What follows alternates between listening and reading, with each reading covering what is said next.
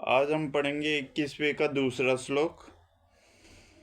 जब मुक्ति मकामी व्यक्ति श्री भगवान से संबंधित वस्तुओं को भौतिक समझकर उनका परित्याग कर देते हैं तो उनका संन्यास अपूर्ण कहलाता है। संन्यास तभी पूर्ण माना जाता है तब जब तक यह ज्ञात हो कि संसार की प्रत्येक वस्तु भगवान की है और कोई किसी भी वस्तु का स्वभावमित ग्रहण नहीं कर सकता।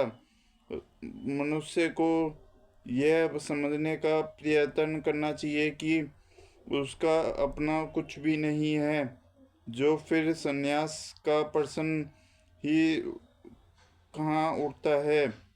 जो व्यक्ति यह समझता है कि सारी संपत्ति कृष्ण की है, वह नियति सन्यासी है।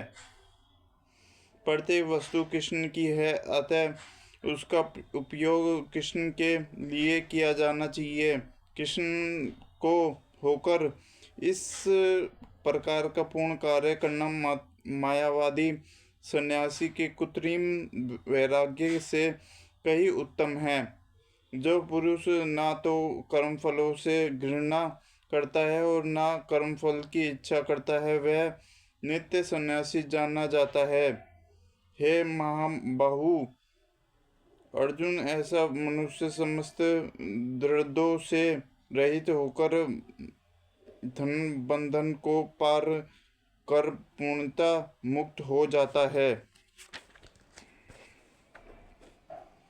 पूर्णतः कृष्ण पुरुष नित्य सन्यासी है, क्योंकि वह अपने कर्मफल से न तो घृणा करता है, न ही उसकी आकांक्षा करता है। ऐसा सन्यासी भगवान की दिव्य प्रेम भक्ति के प्राणयन होकर पूर्ण ज्ञानी होता है, क्योंकि वह कृष्ण के साथ अपनी स्वाभाविक स्थिति को जानता है। वह भली भांति जानता रहता है कि कृष्ण पूर्ण अंशी हैं और वह स्वयं अंश मात्र है। ऐसा ज्ञान पूर्ण होता है क्योंकि वह गुणात्मा तथा सकारात्मक रूप से सही है। कृष्ण तात्पर्य की भावना प्राप्त, क्योंकि अंश अंशी के तुल्य नहीं हो सकता। यह ज्ञान के एकता गुणों की है, न कि गुणों की मात्रा की। सही दिव्य ज्ञान है जिससे मनुष्य अपने आप में पूर्णता बनता है, जिसे ना तो किसी वस्तु की आकांक्षा रहती है, ना किसी को शोक। उसके मन में किसी प्रकार का छल कपट नहीं रहता, और क्योंकि वह जो कुछ भी करता है कृष्ण के लिए करता है, इस प्रकार छल कपट से रहित होकर वह इस भौतिक जगत से भी मुक्त हो जाता है। अज्ञानी ही भक्ति कर्मयोग को भौतिक जगत के विश्लेषणात्मक अध्ययन साक्ष्य से भिन्न हो कहते हैं। जो वस्तु ज्ञानी है वह कहते हैं कि जो इनमें से किसी एक मार्ग का भलीभांति अनुसरण करता है, वह दोनों के फल प्राप्त कर लेता है। भौतिक जगत के विश्लेषण अध्ययन साध्य के उद्देश्य आत्मा को प्राप्त करना है। भौतिक जगत के आत्मा विष्णु या परमात्मा है। भगवान की भक्ति का अर्थ परमात्मा की सेवा है। एक विधि से वृक्ष की जड़ खोजी जाती है और उसकी विधि से उसको साचा जाता है। सांख्य दर्शन का वास्तविक छात्र जगत के मूल अर्थात विष्णु को ढूंढता है और फिर पूर्ण ज्ञान समस्त अपने को भगवान को भगवान की सेवा में लगा देता है। अतः मूलतः इन दोनों में कोई भेद नहीं है, क्योंकि दोनों का उद्देश्य विष्णु की प्राप्ति है। जो लोग चरम उद्देश्य को नहीं जानते वह भी कहते हैं कि सांख्य और कर्मयोग एक ही नहीं है, किंतु दो विद्वान हैं।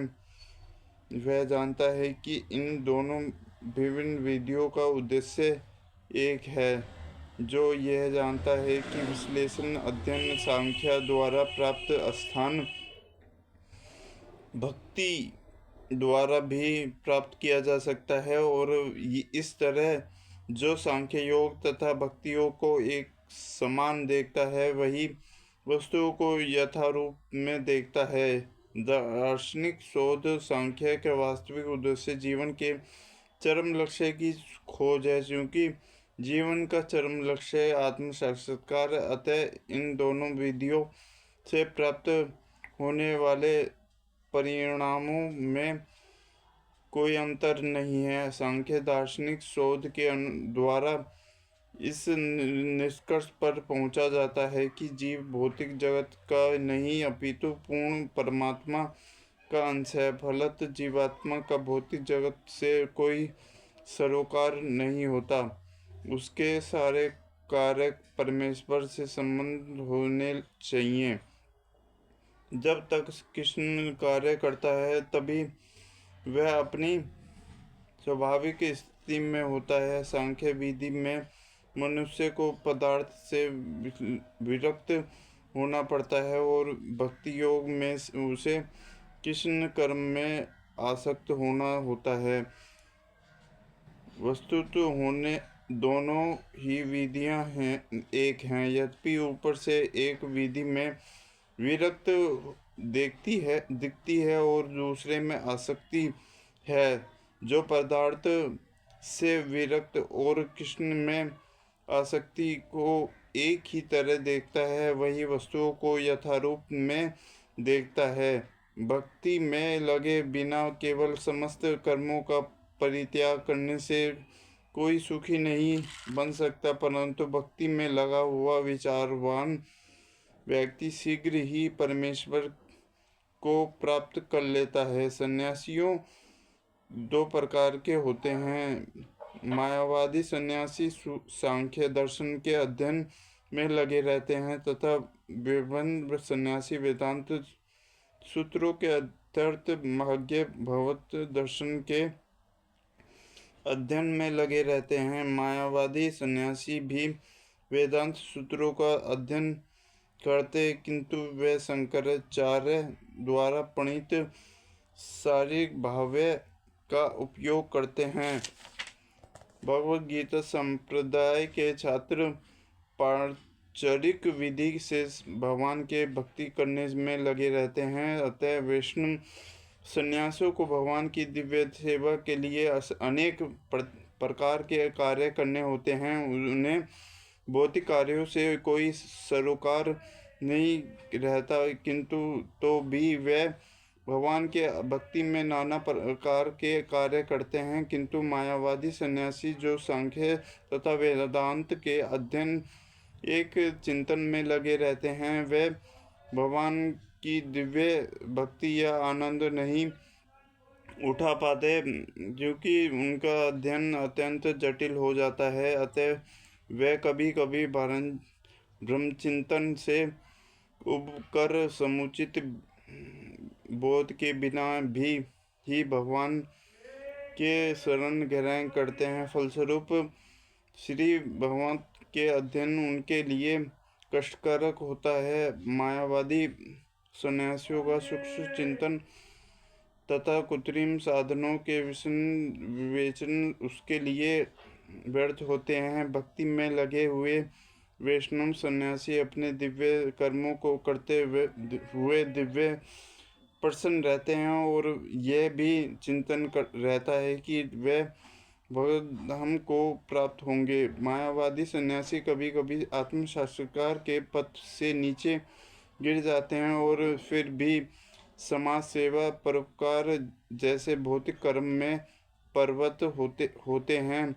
अतः निष्कर्ष एक निकला कि कृष्ण के कार्यों में लगे रहने वाले लोग ब्रह्म अब्रह्म विषयक साधारण चिंतन में लगे सन्यासियों से श्रेष्ठ हैं, यद्यपि वे भी अनेक जन्मों के कारण कृष्ण को जाते हैं। हरे कृष्णा।